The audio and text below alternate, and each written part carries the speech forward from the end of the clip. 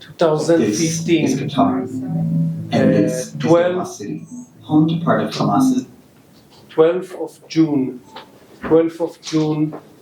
2015, a resolution was voted, was accepted in the Security Council, 2231, 2231, yes, relieving, elevating some or many sanctions that were on Iran in return of its commitment not to enrich uranium, not to develop weapons of mass destructions, let the people of IAEA go and inspect all the places, and the limit was 10 years. They should have waited 10 years, and then all the sanctions would have lifted, and no one would deal with Iran anymore, presumably. But the IAEA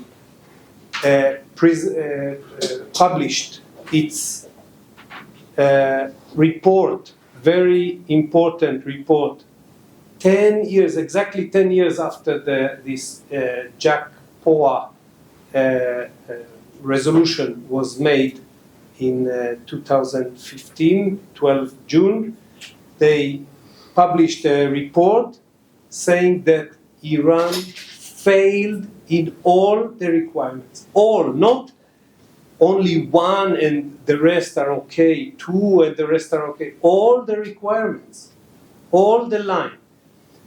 That triggered eventually, now that the three powers, European powers, Britain, France, and Germany. Germany is an economy power, not in the Security Council, permanent member, but is still a power.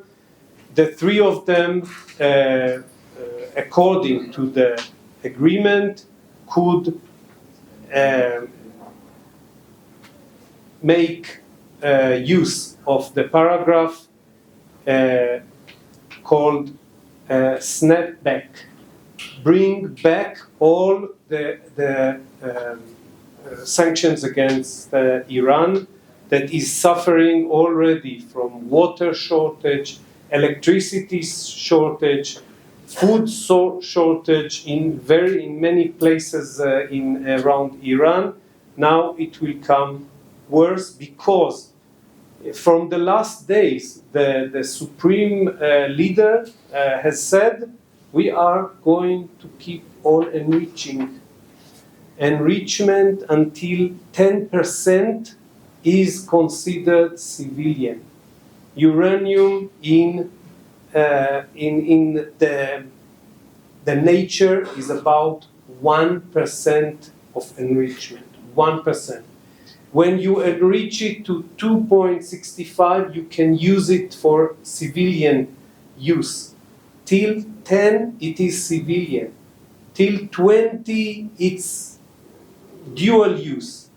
But they had in the past amount of ready for 6 bombs in enrichment of 60%. 60%. 60% is no civilian use.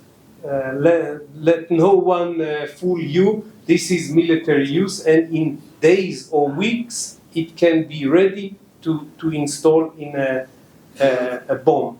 So Israel acted on June 13 after the ultimatum of President Trump of the US of 60 days passed, and the Iranians wasted all the times with words, with tricks. We felt not only the nuclear program is advancing fast, but also the accurate ballistic missiles program is advancing fast. And why did they start these two very fast? Because they realized that all the net of proxies that they have built collapsed in Gaza with Hamas and Islamic Jihad, in Lebanon, the Hezbollah, in Yemen, the Houthis, which is one part of the controlling parties in Yemen. There are three who are trying to get the leadership. Houthis is only one part, but their ability to send missiles is decreasing. Their ability to receive all the materials for missiles from Iran mainly is decreasing. Also Syria that assisted Iran because the Hezbollah was hit.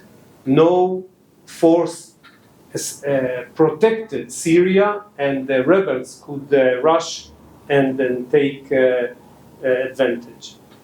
So that there is no proxy anymore. So their only way to challenge Israel is the two programs, nuclear program and accurate ballistic missiles program, which according to their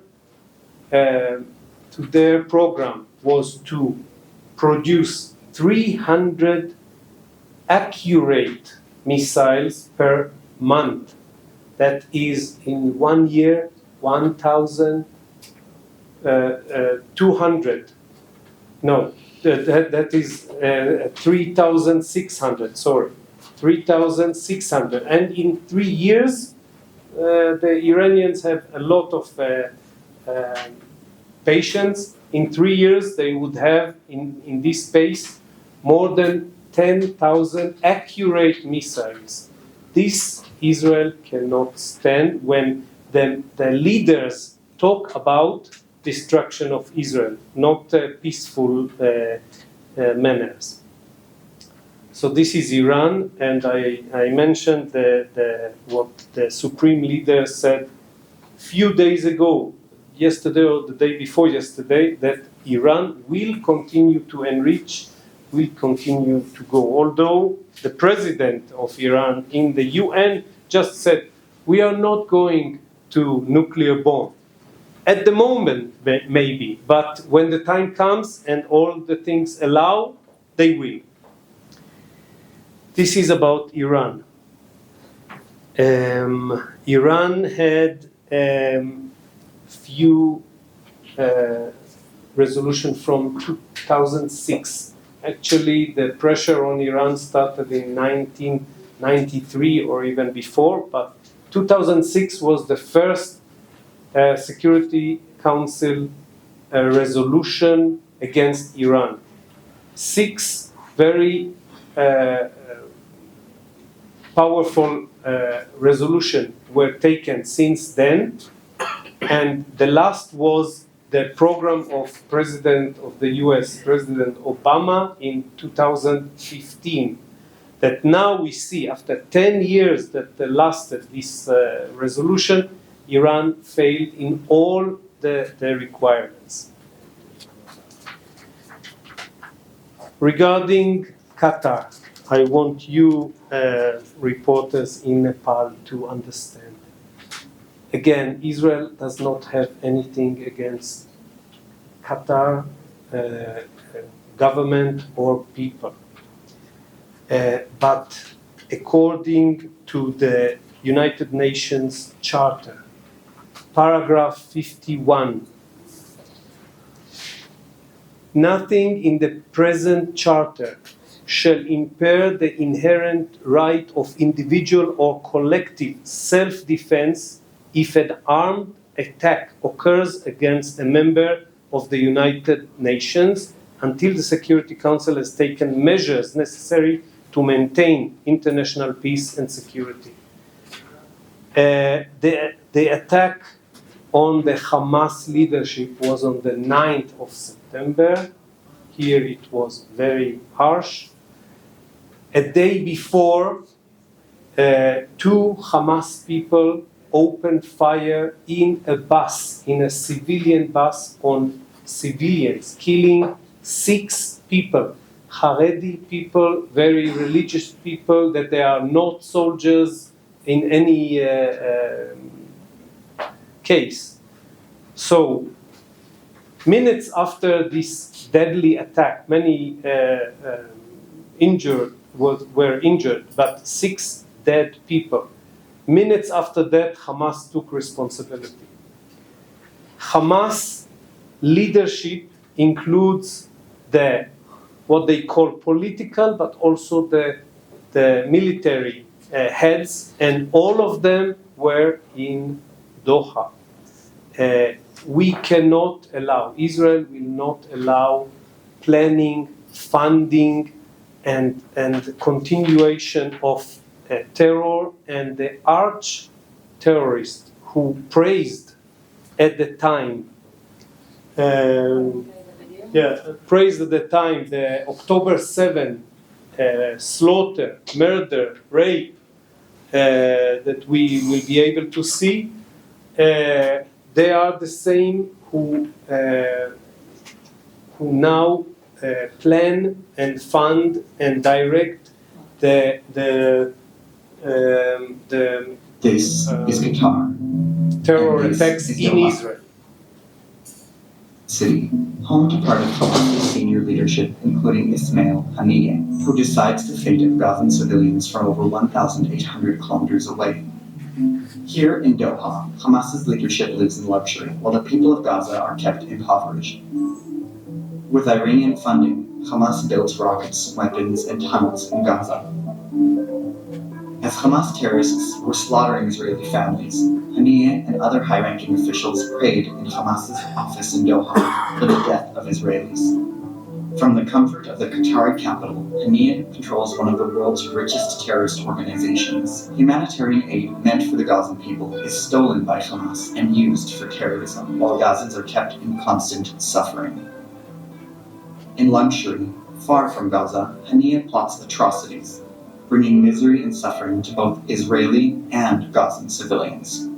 This is Qatar, and this is Doha City, home to part of Hamas. So we can point out that in Doha were the leaders of Hamas, the enemies of Israel. Now, suddenly Qatar is shouting, how can you breach the territory, the sovereignty of a country in the United Nations? Well, it happened many years before, but it really got support after the 9/11 attack against the United States. The day after that, at 9/12/2001, the Security Council accepted the American suggestion of the Security Council Resolution 1373. 1373. I ask you politely to check into this resolution to see that according to this resolution, no country has immunity if it funds, if it hosts, if it encourages the terrorists. Qatar has a lot of influence on Hamas. It assisted in freeing terrorists like Idan Alexander, the American Israeli hostage. They have a lot, but they don't use it in the right way. Instead of rescuing the hostages, instead of convincing the Hamas that it is the end for them. They are only causing suffering for the people in Gaza. They are encouraging them. They are maybe not letting them advance.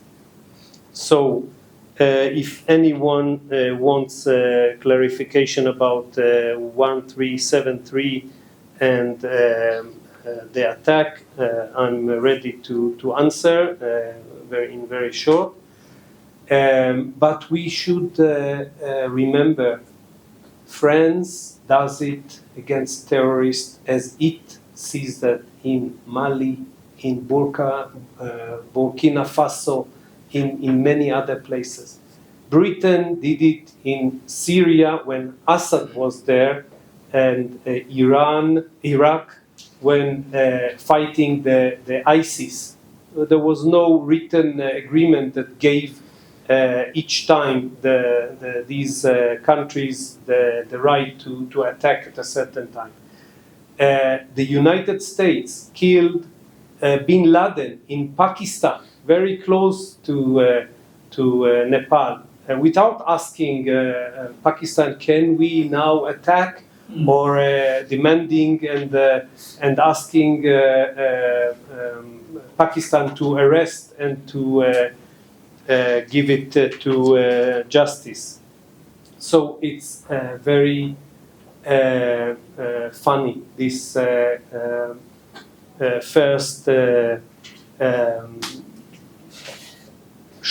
cry from Qatar, which gives safe haven to the Hamas leaders, that Israel breaches its sovereignty. The last thing is also very heavy. I'm sorry to bring so many. We are sorry to bring so many subjects, but with all we'll be very happy to answer. Is a new wave of recognition of Palestinian state.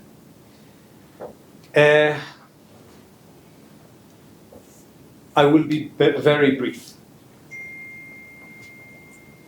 The Ottoman Empire ruled the area until the end of the First World War.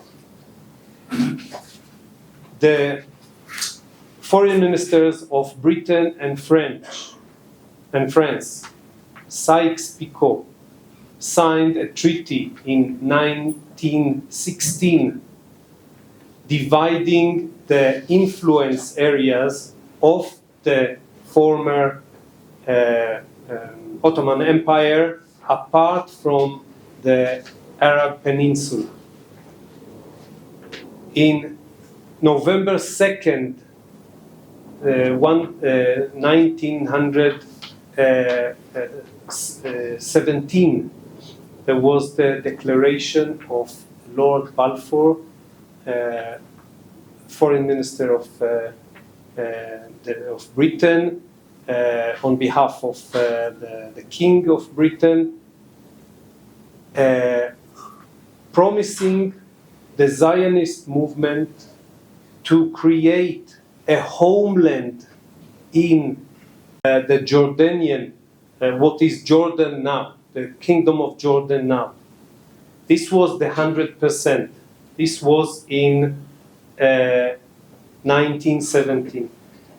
In 1920, the League of Nations gave Britain the mandate on all this land, Israel, territories, and Jordan. All this land that was without rule, only Britain was there.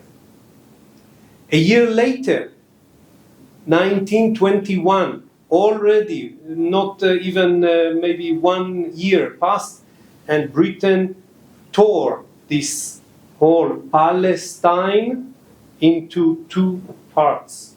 78% was given to the Kingdom of Jordan, that is to the Hashemite family, who migrated from the Arab Peninsula northwards. They were not sitting there. They moved from south, from Arab Peninsula, because they were defeated by the Saud family. That is why now it is called Saudi Arabia, and not Hashemite kingdom, because they were driven out.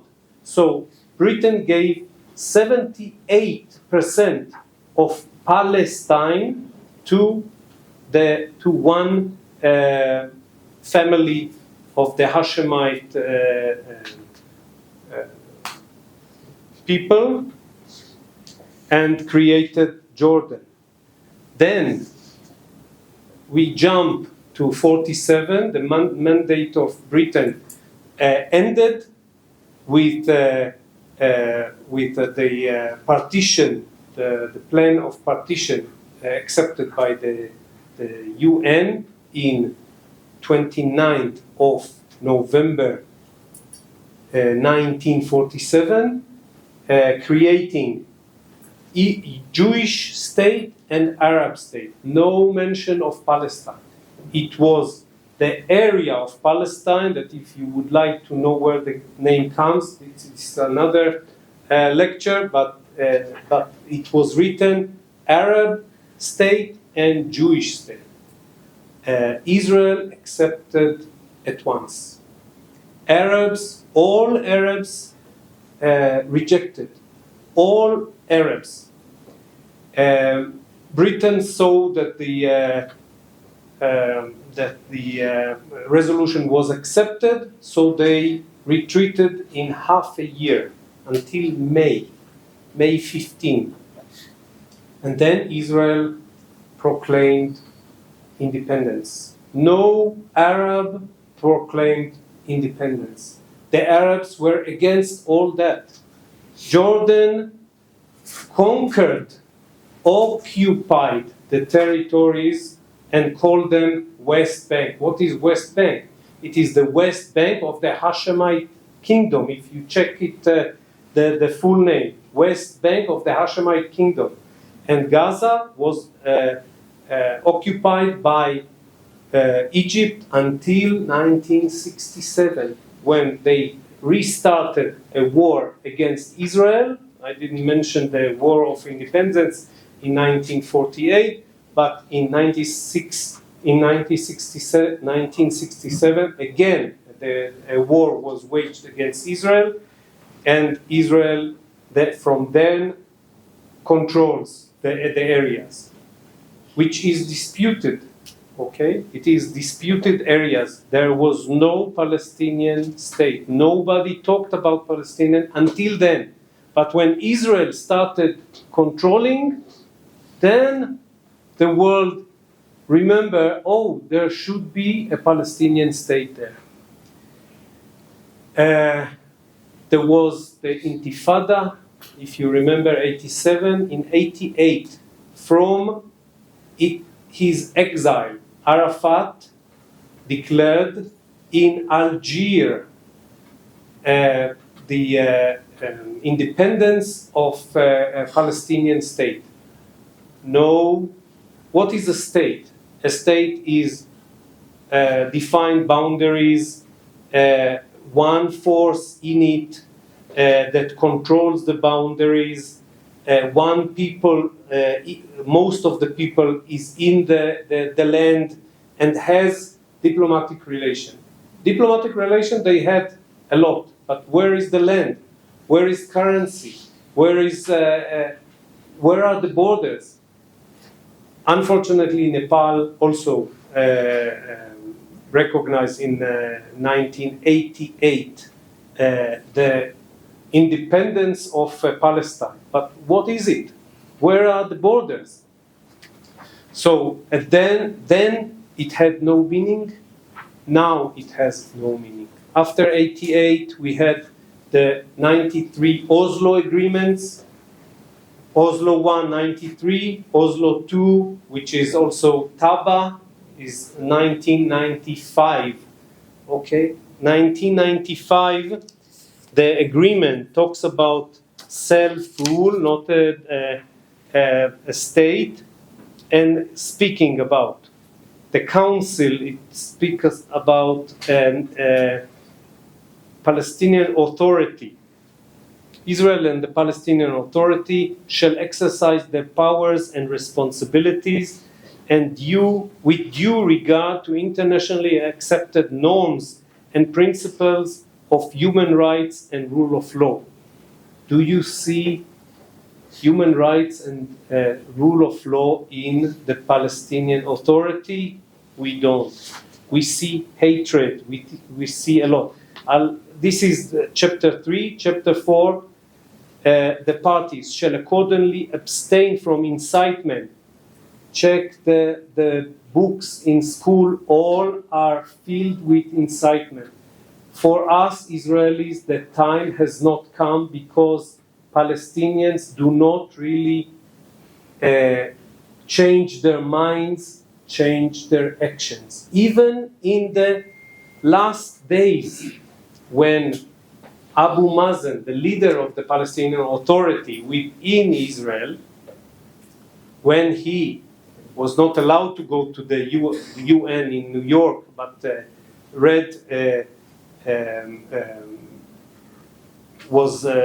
had a transmission, virtual transmission to the General Assembly. He had not the hostages pin, but he has a key. What does a key mean in Palestinian heritage or history? It means every Palestinian has a key to his home wherever he lived. That means in Jaffa, in Haifa, in Ramla, in Nazareth, in everywhere. So they want their peace is that all the refugees go back to Israel. If that is what Nepal also supports, then we are very sorry about that. So this is basically our points, not the whole lecture, but I thank you very much for listening, and if you have any question, please, we are ready. Thank you. Two nations, two states here. The two states expression. Since His Excellency said, Okay, obviously the world is specifically to Israel, Gaza, and other places. Then the IPC report, I just want to add to, is the more moderate. You just have to look to one book. Palestinians will have a state and everything will be okay. I say, when you try to do something with Saudi Arabia, the British tried to say, no, we were controlling this area, and later came area, what is called the West Bank of the Hashemite Kingdom. There is no advance to peace. If you allow me, dear Ambassador, what's unfortunate about recognizing a Palestinian state is not only about October 7th happened, and the Israeli-Palestinian conflict, the whole Middle East conflict, was not just born on October 7th. Many years ago it happened. So the whole world just sat silent and let the Middle East take care of their own issues without intervening.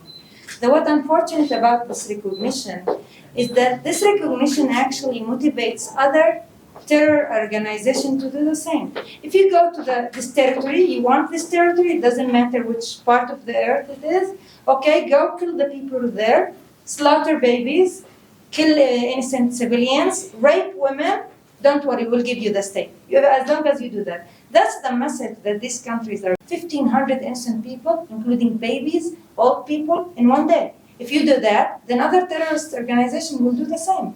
They will see it as a sample.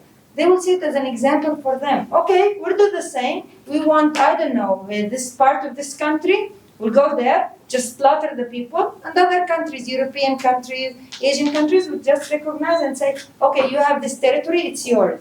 This is the message it's conveying. It's very unfortunate. They kept silent this whole years. They did not try to solve the problem. They did not try to intervene. And out of the sudden, when Hamas came into our country, we were peacefully, we didn't initiate anything. And out of the blue, the world said, okay, you know what? To stop the violence, take your step. But you might stop the violence with Hamas, which I doubt very highly. It will not happen. A terrorist will always be a terrorist against their own people and against their neighbors. But other terrorists in different parts. This October 7th, the first operation in Gaza called Gideon Chariots. That was stopped because there was exchange of hostages for murderers, Palestinian murderers from Israeli jails after court sentence. Then when the Hamas saw that the exchange is about to finish, they started with huge demands that Israel cannot accept. You cannot accept risking many civilians to release one civilian or 50 or 48 civilians, live or dead. And the government decided on the Gideon Chariot second. Israeli Defense Forces control now more than 80% of Gaza Strip. Many parts of Gaza City. Now the Hamas feels very, very pressured. And then they published this list with photos and names of the hostages, including Bipin Joshi, but including a photo of an Israeli lady who is already dead, but they don't release her, although they were supposed to, saying that, reminding the people in Israel, because the world does not remember that, reminding the people in Israel the name Ron Arad. Ron Arad was a navigator in a military aircraft in 1986. The aircraft, one of the very few aircraft that were downed during the Lebanon war, was downed, and the navigator was captured alive by the movement Amal. They turned him to Hezbollah. And then we have evidence that Iranians came to see him, maybe to interrogate him. Then from then we don't have any information.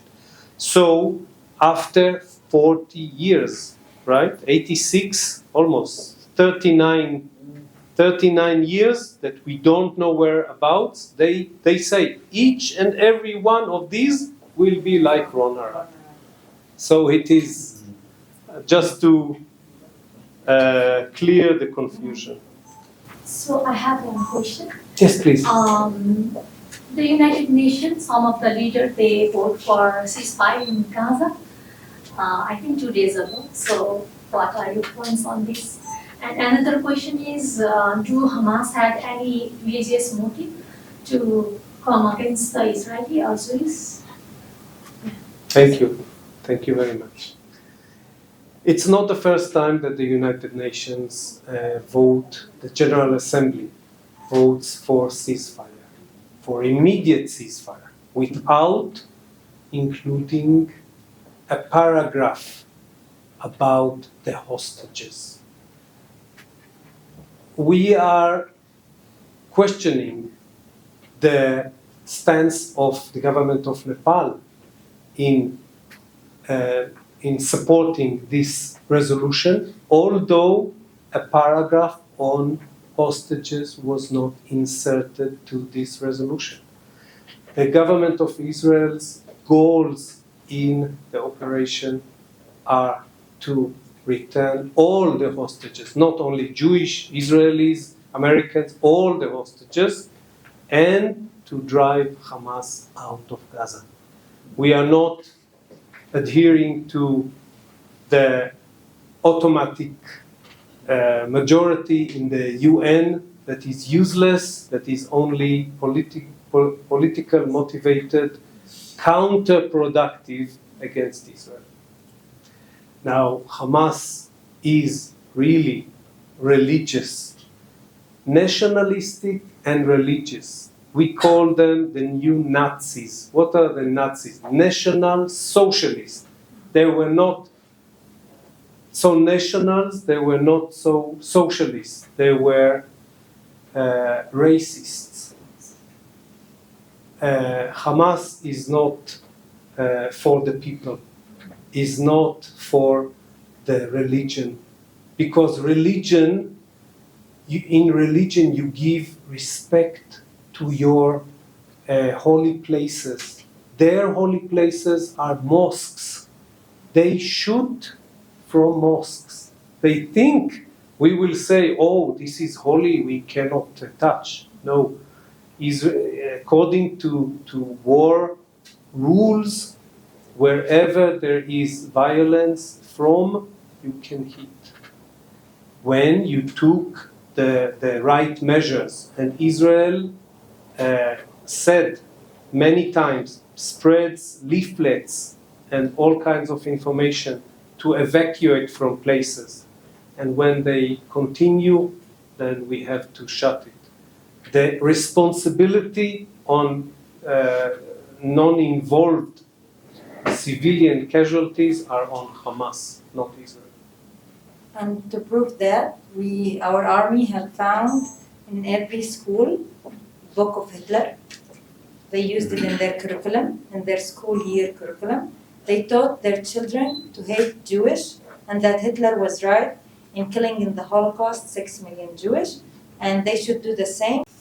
Okay.